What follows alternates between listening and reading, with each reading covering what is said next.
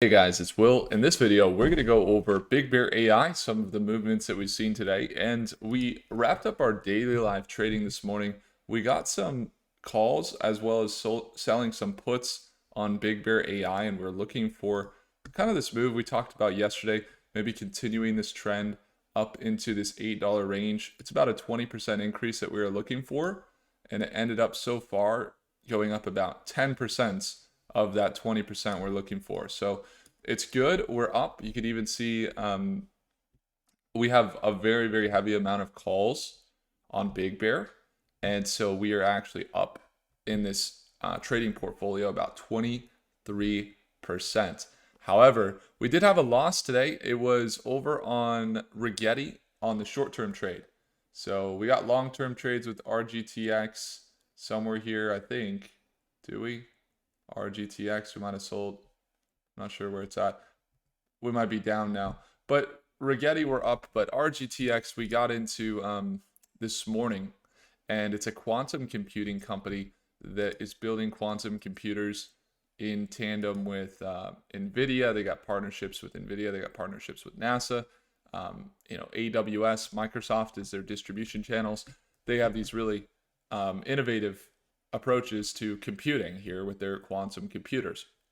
And so we were trading them this morning, and we ended up having it go to our stop, which was about a 2% loss on about a $3,000 position. So we ended up losing about 60 bucks, but that's okay. We were going for about $400 profit, or about $300 profit. So that is okay to lose some. But we're up on BigBear.AI. So we're kind of taking a look at it. What's going on today? We got some movements in the markets. BigBear was leading up here, as well as SoundHounds. CRNT saw a nice recovery today. SoundHound was up 25% on their earnings.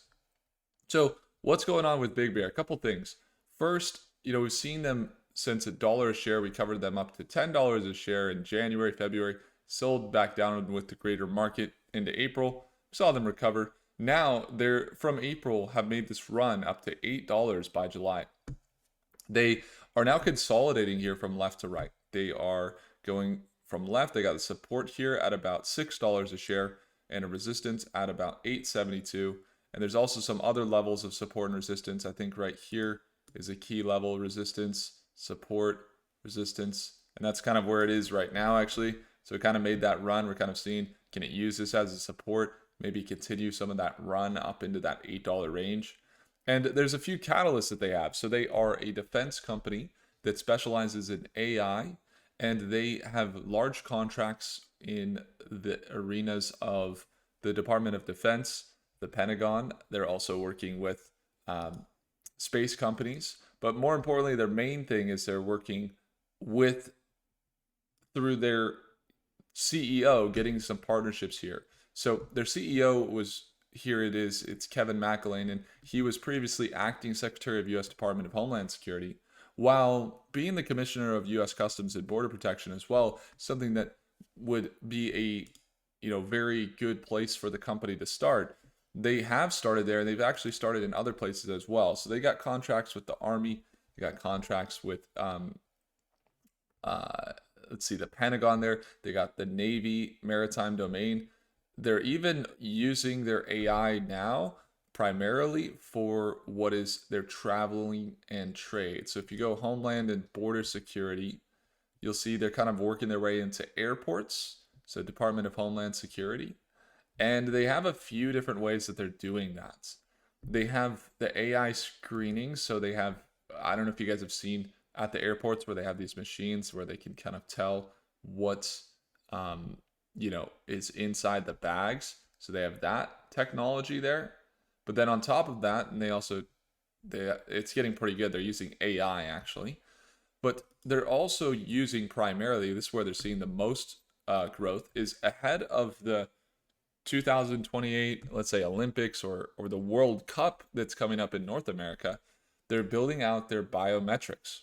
So one thing we talk about and what we trade oftentimes in our live sessions and stock mates, if you guys ever want to join us there, we trade live every morning. It's at Market Open. It's the second link down below. Is that we want to find companies that are utilizing AI for the future.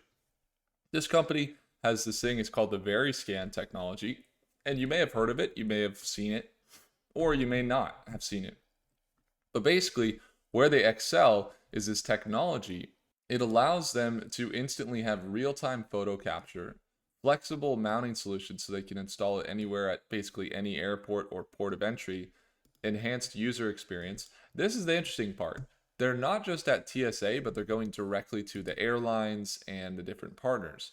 So when we look at, for example, let's say the VeriScan in its entirety, you could see that they, when I've used it and I've gotten scanned personally, it's been at the gates of the airports where I'm just about to get on the plane. So really good for all the millions of people coming in and out of the US, especially for the upcoming World Cup. And there was an article here inside of StockMeets. We had we have our members always sharing really good insights, and we have our targets. I think it was Lee that came in. I might have passed it. Maybe I passed it. Let's see. Oh, is it right here? Recent BBAI find. So recently, BigBear.AI announced that they had, it says if your airport is looking to have a better customer experience and reduced wait times for United States citizens returning from international trips, please contact me and I can help assist you with the new KBP solution, enhanced passenger processing here. A Big Bear company has implemented at 17 ports of North America. So biometric air and exit and entry, and also how the Big Beautiful Bill has helped secure funding for capital programs so that it has spending set aside for this so that you can potentially get, grants or things to get it installed, which is really interesting. And so not only that, they say 17 airports here. And shout out to Lee, thanks for the article. There's really good articles inside of StockMate and some good press releases there from Lawrence related to Fly, to you got Palantir, BBAI. We just added a new press releases tabs. We even got our targets for the week for all these stocks, along with which companies are reporting earnings, when the reportings, pre-market or after hours. If you ever want to know, AMD stock, there was Nvidia last week, you got IonQ, some quantum companies. Staying up to date on it. It was Rocket Lab yesterday. So as we're starting to build this outlook on BigBear.AI, one of the things that we noticed is they say 17 airports. Now, their balance sheet, it's been increasing. We see their revenue going up. We see annually they've gone up in revenue, and we're going to see if they can come in with more revenue, 40 million to 50 million in this next quarter.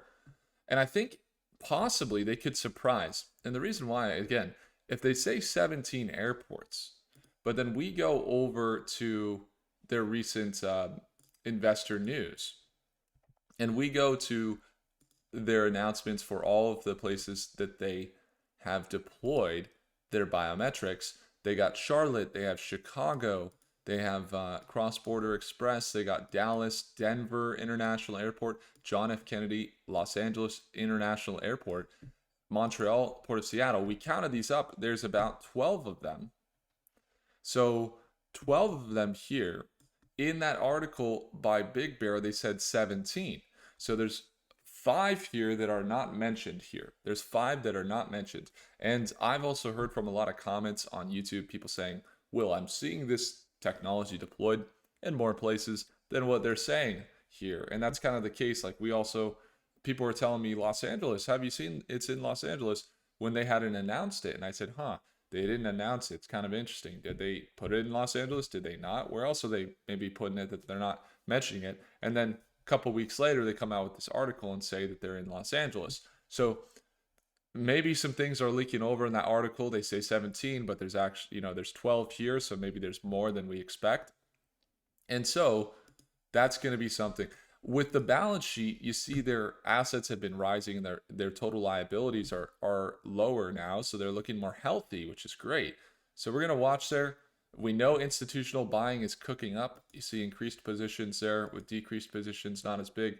The biggest issue that could surge them or tank them here is their earnings coming up on the 11th. So on Monday, they have their earnings call. if they come in, let's say with not good revenue or even good revenue, but investors don't like something, that's when you see tanking of a stock kick in. So you got to have a lot of discipline. You don't want to hold right into earnings with a massive amount. Sometimes it can make sense if you're allocated properly and you have some conservative ways of doing it. But for the most part, we don't just buy in big right before earnings. It's not really the way that we do it.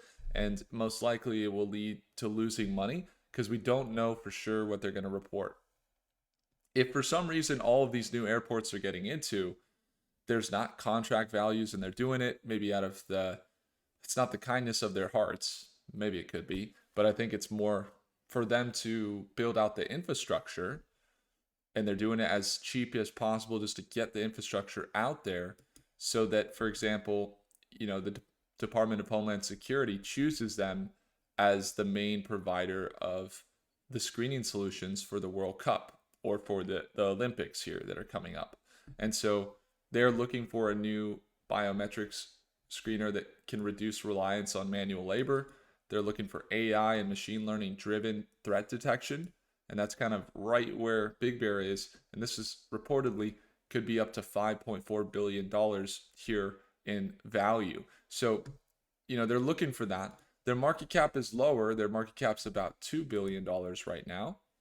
And so while their revenue is still heating up a little bit, we're starting to say, okay, can they bring in more contracts? Why would they go cheap just to build the infrastructure? A couple of reasons why. The main reason is like the same way that PG&E, or what do you use over in the Midwest? They have, is it Exxon, or they have something else? Starts with an X, I think. The grid, your electricity. Companies very cheaply, we'll install here, we'll install there, because they want to build out the infrastructure to then be able to charge for electricity. And it can become very, very powerful as a company because you could be one of the only infrastructures there, and it puts you in a position where you can charge what you want. You can continue to grow without worrying about competition. So that's something we're watching. We'll definitely want to stay up to date and see how that develops because the infrastructure is definitely going to put them at an advantage if they have it all set up in all the airports. Now, we're going to be watching again. We're looking for this move to play out. It's about a 12% move up into that $8 range. If they do, for some reason, see a sell-off, market correction, something like that, next target down would be that support that they have right here. It's about $6.75. The stronger support is $6.50, but you do have this previous resistance here and previous resistance right here around $6.75. So $6.75 to really about $6.50 a share is their support, and they're looking to continue to run though up into this $8 range ahead of their earnings. Now the market just closed. They ended the day up 8%, which is a great move. We're going to be watching very closely on Monday and see how we can potentially trade some of the short-term swings or add to our long-term position as we started getting into this thing back in December. And we'll continue to look for those opportunities, share them with you, keep you updated on the status of Big Bear. And again, if you ever want to join us in our daily live trading sessions, they happen every morning. You can get access to learning how to invest in AI, quantum, space, tech stocks, and how to do it on your own without being told, what to buy, but why you would want to invest in it. If you ever want to develop your skills there, we have a special sale. It's a huge sale. It's really not getting better than this, as we are closing soon the offer we have for our lifetime access to our daily live sessions. Again, it's the second link in the description down below. I would encourage you to simply take a look. Appreciate you all. I hope you have a great rest of your Friday. Have a great weekend. I'll see you in the next video. Take care.